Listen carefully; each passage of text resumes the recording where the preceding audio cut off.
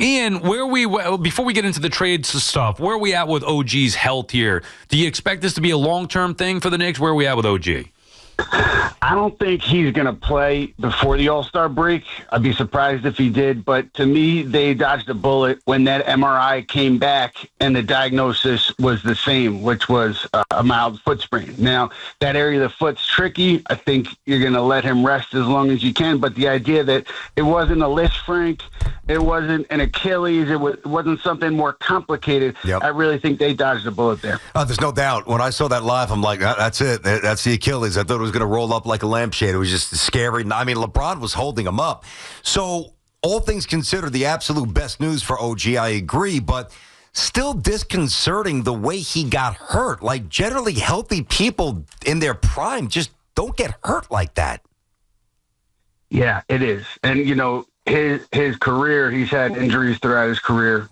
Staying healthy has been an issue. And so, Knicks make a big investment in a player who's incredibly talented, who delivers on both ends of the floor when he's healthy. But, yeah, certainly these things pop up in February. It's something you're going to have to worry about, through April, May, and however late you're playing into the spring. Okay, so that is potentially awful news, certainly good, better news, but not amazing news. But let's get to some news that is also encouraging, but we'll see if it winds up being amazing if he stays healthy. Mitchell Robinson has gotten healthy.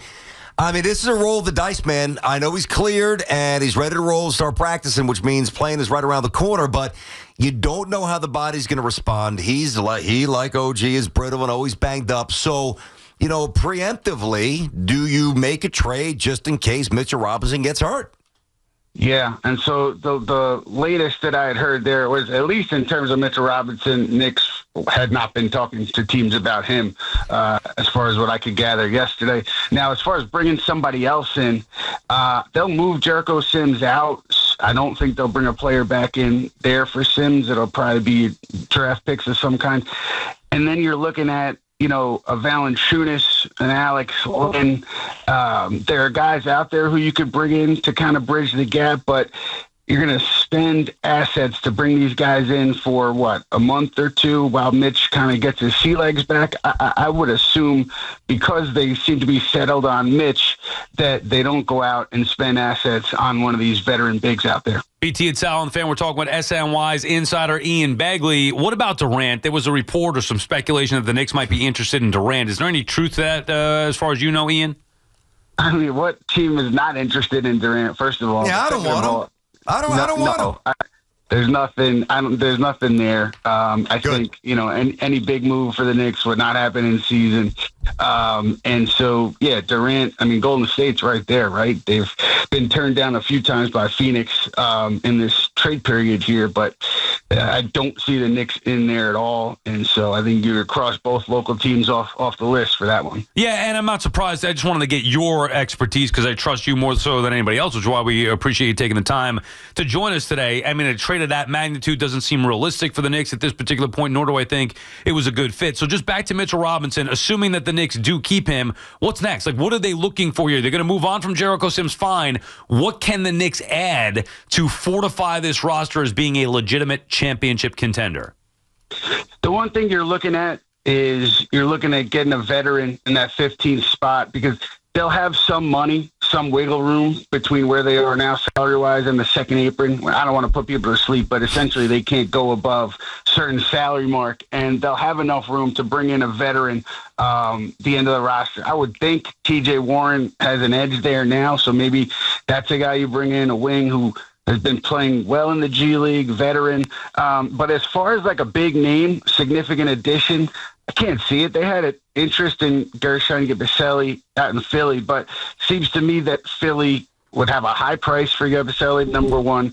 Number two, it seems like they're setting themselves up financially to be able to keep him around. So I don't see that move happening. So right now, it just seems like it might be a quiet Thursday afternoon for New York.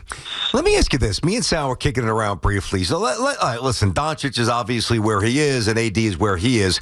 Let's say, and I don't understand why they didn't call the entire league and try to get a whole lot more than they got. I mean, there's obviously stuff going on behind the scenes. Clearly, they just had to get rid of them. But let's say Dallas would have called the Knicks. And let's say Ian Begley, instead of being a star on SNY, he's running the Knicks. And they said, all right, let's go. We want to bring back Brunson to Dallas straight up for Doncic. Would you have done that from a Knicks perspective? I'm just curious. Straight up. Yep. Because you are changing everything. I know. You're talking about Jalen Brunson because he started the thing. Straight up. Yeah. I'm like, that's tough, man. Because I said it's not that tough for me. I said no. It's not that tough for us. Yeah, right. I think I would probably lean that way only because you're losing everything you've built if he goes out. He's the foundation. He started this thing swinging in the right direction. It would I think he'd ruin the locker room. But I will say this: if I was running the Knicks, I would give monthly press conferences to the reporters. That is true, man. They don't say anything. What do you think they need? We're talking with Ian Begley of SNY, of course, the insider there. Check out the Putback, the show for SNY.TV, the digital show they do a great job with. What do you think is lacking, Ian, from this Knicks team? I think a big wing off the bench. Look, Miles McBride has been fantastic by and large. Last year, this year, he's making shots. So it's not a knock against Miles, but it's more so just the personnel in this league and what you're matching up with, even in team second units. I think you could use a bigger wing in that bench unit to solidify things. Landry Shamet, he's gotten minutes here and there, hasn't shot it well of late. So I don't know if he's the guy, but they need somebody like that. Someone like that can give you something on both ends of the floor that has a little bit of size. Yeah. I don't think there's too many answers, but I want to know what your answer is, because anything you talk about, like what the Knicks might do, incorporated with what they've already done. In your opinion, like, how long is this championship window in years? What do you think for this group? I like, Bridges, they're going to extend them, I would assume. And so you have OG several years. I'm looking at, 3 seasons solid. This one and 2 more solidly. Mm-hmm. And then, who knows where things go. If things go sideways, obviously you blow everything up. But I do think 3 solid seasons. The interesting thing to me is, like, this league, there's always going to be a Kevin Durant, floating around available. There's always going to be a top De'Aaron Fox. And so do the Knicks get to a point there where they're sitting there in an off season where they didn't go where they wanted to go and say, hey, let's be aggressive here and go after player X? That's the one thing that I'm not sure of, but I do think everything stays the same. I think 2 solid seasons after this one. It's funny. My number is 3 as well, including this one. So this and then 2 more. So the roster aside, when that next superstar in between becomes available, maybe the Knicks are interested on some level, depending upon where they go. But I think, and I'm a fan, I'm not trying to turn this dirty here, Tom Thibodeau's got to win, man. Like, if Tom Thibodeau doesn't advance this team past where, and then we all think it's got to get past, he's not going to be coaching this team forever. Yeah, I mean, look, that's the first person to take the fall, right? When you don't meet expectations. He's signed an extension. I believe he's under contract for the next 2 seasons at least. And so, the one thing I would say there, and look, things change all the time, but I'll go back to this when Leon Rose, he's gotten the green light to do whatever he wanted from ownership in terms of making a coaching change. Hasn't done it, has stuck with Thibodeau. And I was told that when it got really hairy early 2 years ago, he wasn't going to fire Tibbs and maybe he was going to go down with the ship. So I only say that to say there's a loyalty there. Yeah.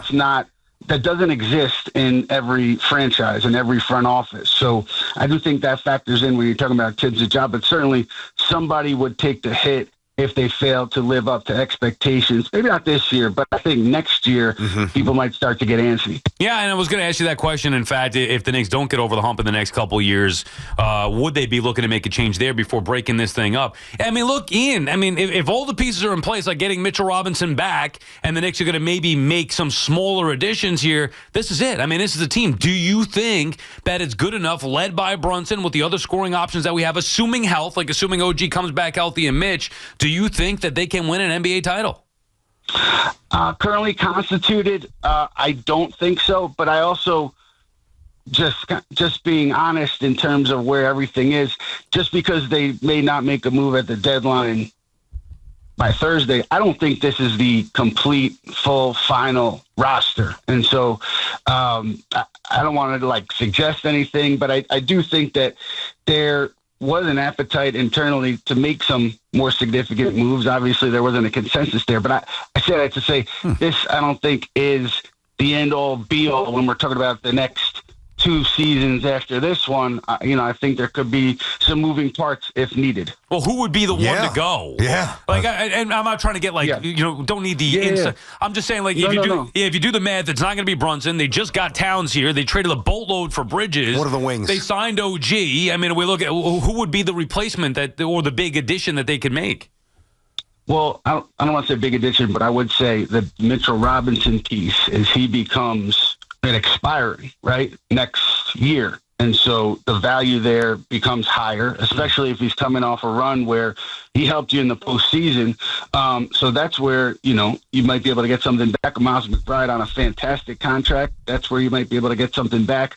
I mean, if you're talking about moving one of the bigger names, we're talking about pie in the sky stuff, right? But, I would think process of elimination, it would be OG, but I'm not going there. I'm just saying, they have the capital to still make moves, significant move to get somebody off the bench, like that kind of thing. Gotcha. When you're talking about Mitch and Miles McBride and Precious and those type of players. That's interesting. All right, last thing for me, and I have not heard anybody really get into this. I'm very curious how you answer this. I think our audience will love it as well. So we obviously do a lot of Jet stuff. Woody Johnson, Woody's a mess, right? Well, for a long time, the Knicks were the Jets. And James Dolan took all the heat, and now things are better. Nobody mentions James Dolan's names. Is James Dolan doing anything different the last couple of years with the Knicks behind the scenes? Just the one thing that I've heard, like, since Phil Jackson, right? He publicly said he was going to take a back seat, and he did. He by and large let Phil do what he wanted to do. And I think that's been the MO since then. Now, look. He cares, right? He's still, I think what his deal is he wants to know process, and he wants to see that process produce results. And obviously the Knicks have done that under Leon Rose. So he has no reason to kind of fly off the handle about what's going on the basketball court, but he still cares and he still wants to see results. Maybe he's less involved in the day-to-day, certainly less involved in the basketball decisions. I think that's changed, but the care factor, the pressure that's on the Knicks and Rangers to win, that hasn't dissipated. How about last one from me, Ian? BT mentioned it before about Luka. You talked to a lot of people, interleague circles and all that stuff. Is there a different side to this Luka Doncic trade that maybe we aren't understanding? Did the Mavs, in fact, reach out to other teams? Did they just identify Anthony Davis? Can you add any more insight as to what you've heard about the trade that seemed to shock the basketball world? I think it's a combination of them owing him that he was going to be up for that monster extension. And they obviously didn't want to commit to that. So they got ahead of it. Why? He's one of the top 5 players in the NBA. Their thing is, I don't know how much this has been reported. I don't know if they've talked about the conditioning. Part of it was, though, like, as you continue to put miles on those tires and with the shape that he's in, I think there was a concern about how he would age. Not saying he's going to be, he would be 31, I think, at the end of that extension, but just the concern about his body, the miles, the way he takes care of his body, how it would look towards the end. I think that was part of the concern.